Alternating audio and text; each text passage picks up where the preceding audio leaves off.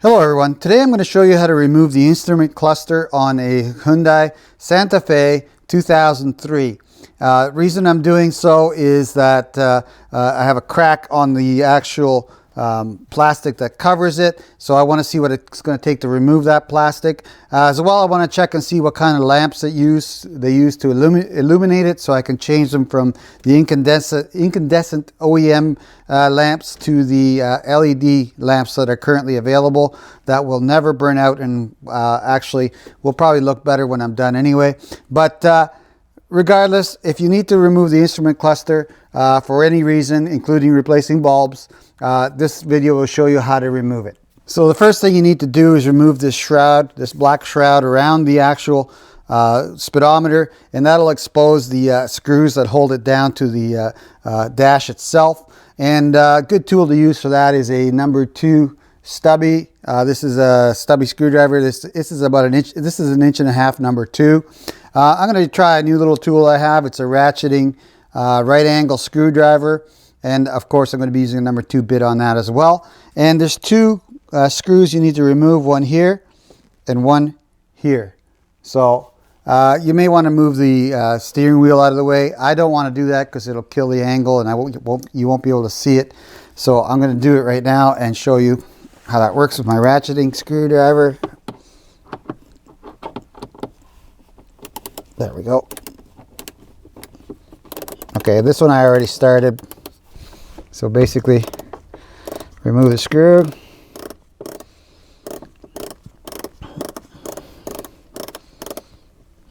Okay, so there's one, number 2. It's got a flat top on it, so put it aside. And we'll do the other one from, there we go. Get a grip on it somehow. There we go.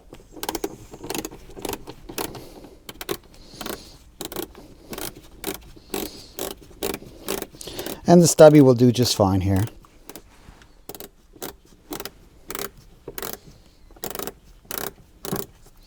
Okay, so there's number 2 out of there. At this point, you should drop down your steering wheel to its lowest level. So I'll do that. There we go. And what are we going to do here? And let me back that up so you can see what I'm going to do. Sorry. What I'm going to do next is remove the shroud by pulling it out. And I'm going to grab it by the bottom and unclip it. There's a clip on either side, so I'm going to pull it from the bottom until it unclips. There we go. And then it just pulls out. And there's the shroud out of that system. You see right here, 2 little clips, one here and one on the right side there. The 2 holes where the screws were, right there. And it just basically hooks onto the top of the instrument cluster here. I'm not sure whether you can see that or not. Let me adjust that. Hooks onto the instrument cluster right here. And that's it. Basically just pull it out and off we go. Now we have access to all the screws in the actual instrument cluster, and I'll show you that next. All right, we got that shroud off now. Next we have 4 screws that need to come off, and they're number 2 Phillips as well. There's one here at the bottom left hand corner, another one at the bottom right, one at the top right here, and another one at the top left. And I'm just going to use my number 2 inch and a half stubby screwdriver and take those out.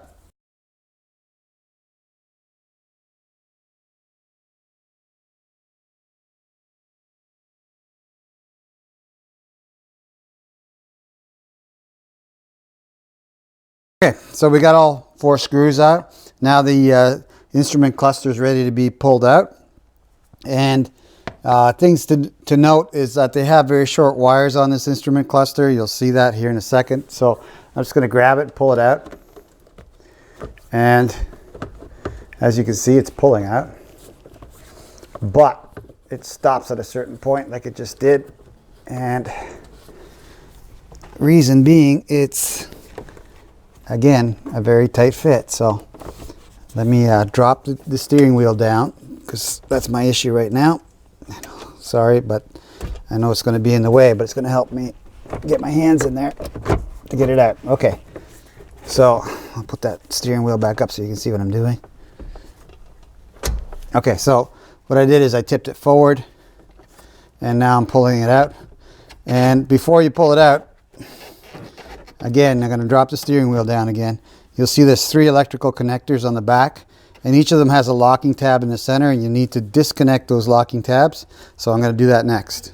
Okay, so I've got to change the angle here, and I've got the steering wheel dropped all the way down, and I'm folding the instruments cluster forward as far as it'll go. And it's very tight. You have a little bit of leeway, but not much. That's about as far out from the actual opening on the dash that you can get it out.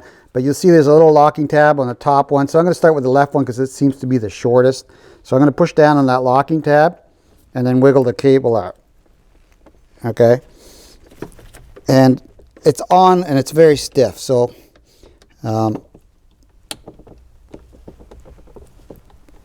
there we go. So there's one off right there. That's the left-hand sided one. And it does seem to have extra cable on it, but still, you can't get that cluster very far out. Okay, now I can reach a little further out with this cable off. I could have actually pulled it out a little further here too and gotten a better angle here. Here we go. So there is enough that you can pull it out and get your hand in there and unlock it. That's number 1. Now I'm going to do number 2, which is the blue one on the left, on the right-hand side, sorry. And same procedure there. Is bring it forward. I'm going to use my screwdriver, standard screwdriver, push down on the tab and pry it out. There it is. And I'll show you the back of the cluster here in a second, but basically you see it's so tight in here. There's the connector, and you can see there it's blue and it has a little locking tab in the center. And like I said, I just pried on it with the push down on it with a screwdriver and pulled it out. And there's a third one right in the center of the instrument cluster, which I don't think I'm going to be able to show you. I'll see if I can. There it is.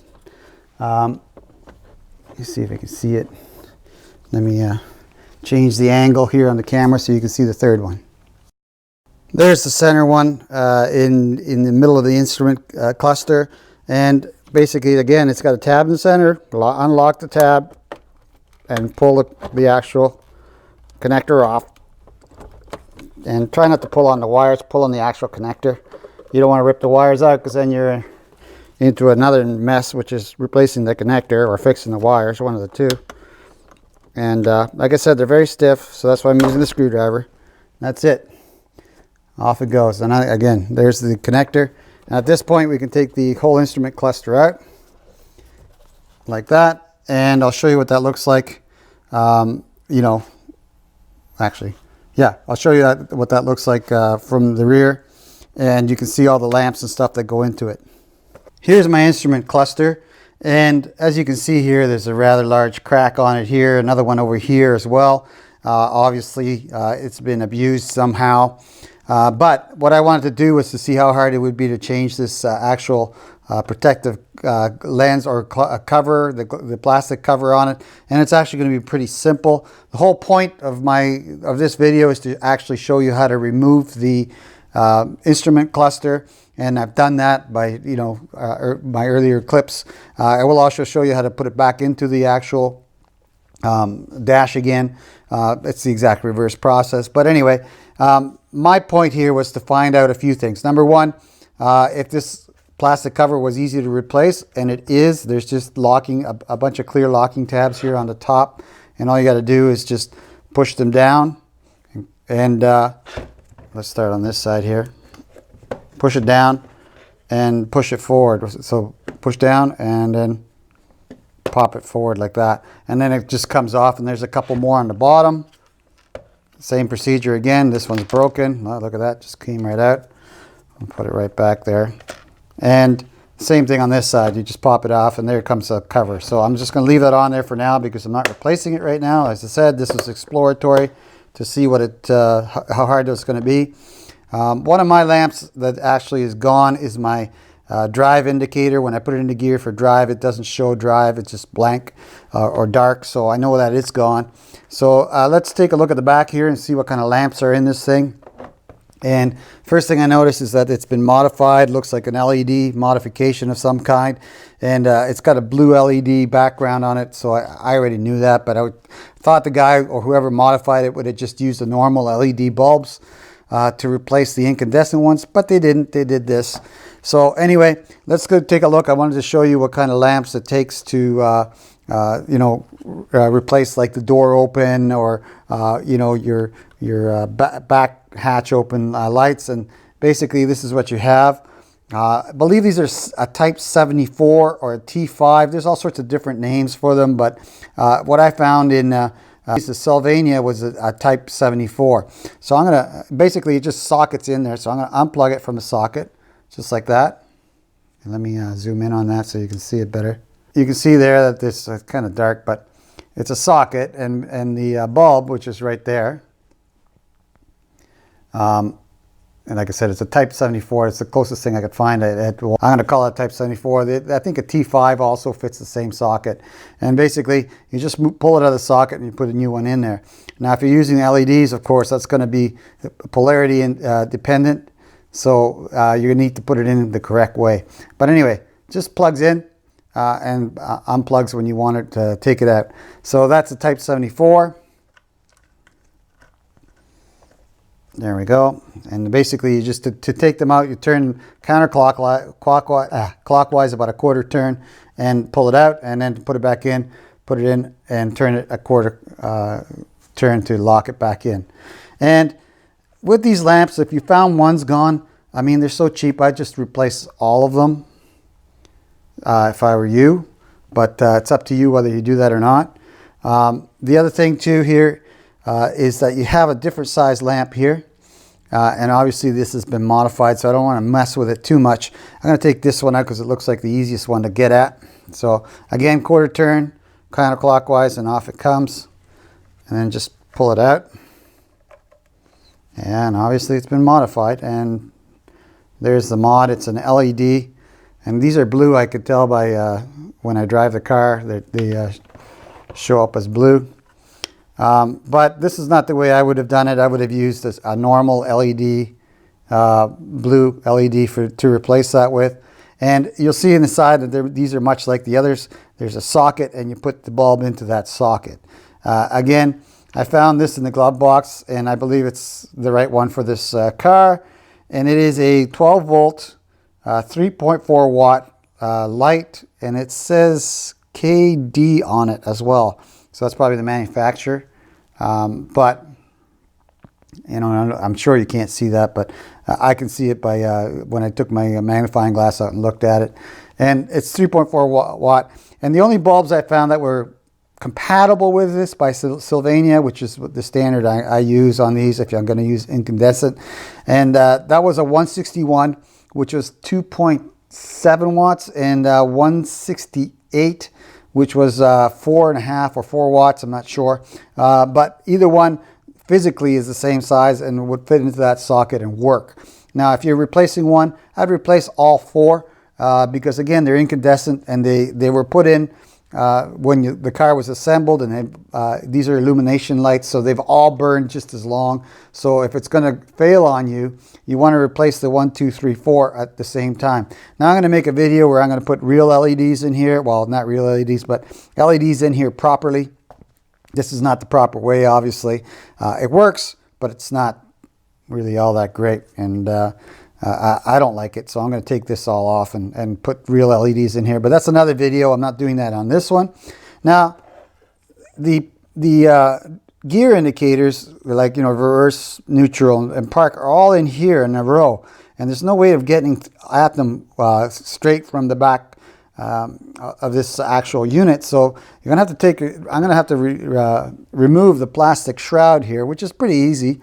It's just 1, 2, 3, 4, 5 Phillips screws, and I'm sure it just pops right off. So I'm going to do that, and then see what kind of lights they used on that portion of the cluster, so that you'll know which ones you need for that.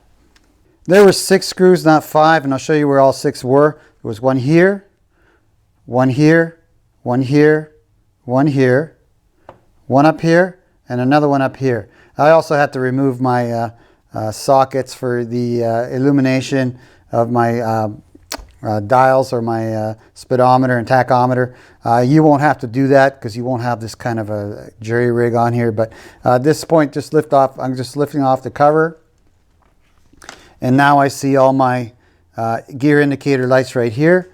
I have park, reverse, neutral, drive, 5th, 4th, 3rd, 2nd, and at the very bottom, number 1. So and they're all nicely labeled once you take that cover off. So if you really want to know what they are, you know, I would suggest taking off the cover so you can see what different ones there are. You know, so if you notice that your brake is gone or whatever, you'll know because they're all labeled here. This is really nice. Now my drive light is off, and that's understandable because it's in drive most of the time that you have the car, you know, on or running. So it's the one that burned out. I'm going to see if I can get these in LED. I'm not sure what the numbers are on them yet, but I'm going to pull one of these out, and that's the one that's burned out. That's the D. So I'm going to use the screwdriver in the center here, and I'm going to turn it counterclockwise. There we go. And it stops when the screw is straight up. Basically, when you have a straight line. Let me zoom in on that. You really can't tell much there. Let me do that again. So I'm just going to lock it down. Okay, so there's locked down. And I'm going to unlock it here by turning it counterclockwise about a quarter turn. And at that point, I can wiggle it out. And there's the actual light. So you can see it. I don't know what number that is yet, but I'm going to find out and put a note here right under this caption here. And I'll put the link to all these lamps in the video description. And I'm going to replace this with an LED, but I will also give you the incandescents for all of these. So putting it back in, pretty basic. Put it in straight up and down like this. Push it in, turn it the quarter of a turn, and take your screwdriver out of it. Mine screwdriver actually fits and holds the lamp itself. If yours doesn't, you can use you know, a pair of needle nose or something. Pull it out your fingers. Again, just be careful because there's surface mount electronic components all the way around these lights, and you don't want to break any of those or crack them or anything. So be real gentle and be real careful pulling it out and putting it back in. As far as I could figure, this little lamp that goes to my shift indicator on my instrument cluster is a T4 Neo Wedge, or T4.2 Neo Wedge lamp. And you know, I saw all sorts of different measurements for it, but the basic measurement is that the base is 10 millimeters. So I'm just going to measure this out for you just in case you're going to go out and buy it. I'm going to buy LEDs for all of these. So when I do, I'll make a video about that. But just for now, the reference here, I'm just going to measure it out. And the base is, let's see what the base is. Well, it comes up at 9.74. And that's close enough to 10 millimeters. The height of from the bottom to the top of the bulb is, get that right, 13.43 millimeters for the height. But the inside diameter is going to be different. So let's take the inside diameter here of the socket.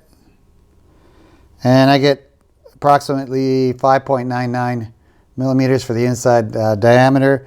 And the diameter of the actual locks, we'll make it a little wider, 7.26. So hard to show you, but basically what I just measured is the outside diameter of the base, and that was 9.54, which is close enough to 10 millimeters, which is what T4.2 is. We'll do the skinniest inside diameter, that is around the base, it goes around the actual bulb, the socket diameter, and that is 5.84. And then we'll go around the locks there's the pinched around the locks themselves, and that's 724. So I'm not sure if that's going to help you out or not, but I'm ordering a bunch of T4 T4.2 Neo Wedge LEDs for this to replace them, and I'm going to make a video about that. But basically, next we're going to just put this instrument cluster back into the dash, and then you can go on from there. Okay, we've done whatever service we were going to do to that instrument cluster, you know, replacing it, changing bulbs, whatever.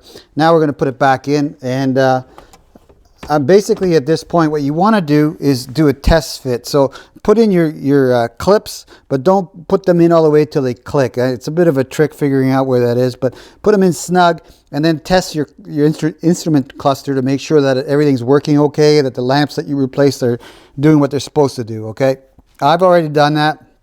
I don't need to do that. I'm just saying for you to do that. So I'm going to start with the blue cable on the right hand side top, and this is hard to do when I have to work around a camera. If I didn't have to work around a camera, this would be much easier. Anyway, but do with what we have to do. Okay, so there it is. Just push it in until it clicks.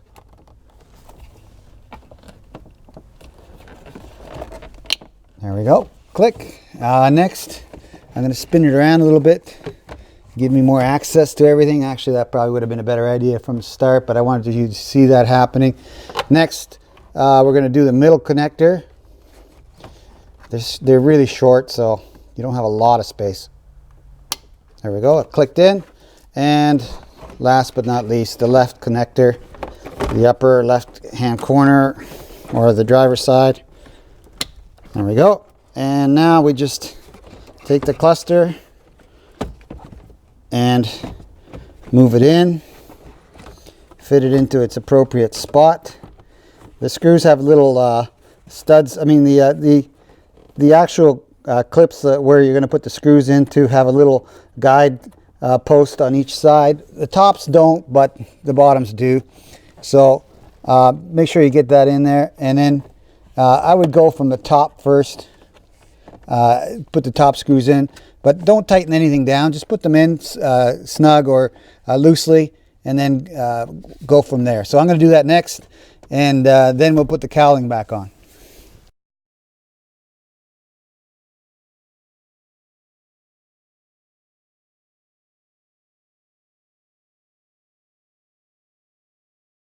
They're all in there loosely now. I can begin tightening them up. I'll start with the two bottom ones here.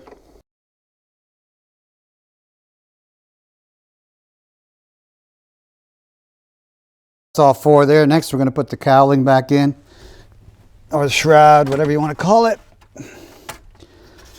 And basically, I'm going to drop the steering wheel again. There we go. And again, if you look at this shroud, you'll see that there's a little pocket for a hook on top of the instrument cluster, and it should slide into that, no problem. And then after that happens, the two clips on the bottom you can push in. So let's do that. There we go. Beautiful.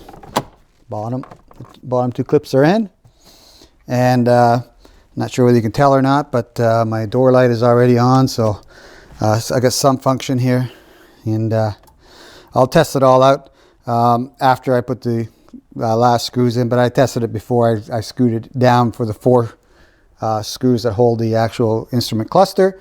But at this point, we just put the two, so you can see that again. Now at this point, we just put the two top screws in there, and we're done. Now the top screws are different than the rest. They have a flat head. The other screws have a round top. So if you notice that, you've got a flat screw, don't put it into the instrument cluster. It goes into the shroud, and that way that screws actually are better hidden. Again, I like to put them in loose first and then tighten them after. So, and that's it. That's how you take the instrument cluster out of your Hyundai Santa Fe 2003 and how you put it back in. And I will do a video further on when I get my LEDs for the instrument cluster, now that I know which size I need, and you know, basically explain all that. That's it for my video. Thank you very much for watching. If you like this video and it helped you out in some way, do me a favor, click on the like button right down here. And you know, if you wish to subscribe to my channel, just click on this link up here. And that should subscribe you to the Richard Lloyd channel, or Richard Lloyd USA channel. Okay, again, thank you very much for your time and watching.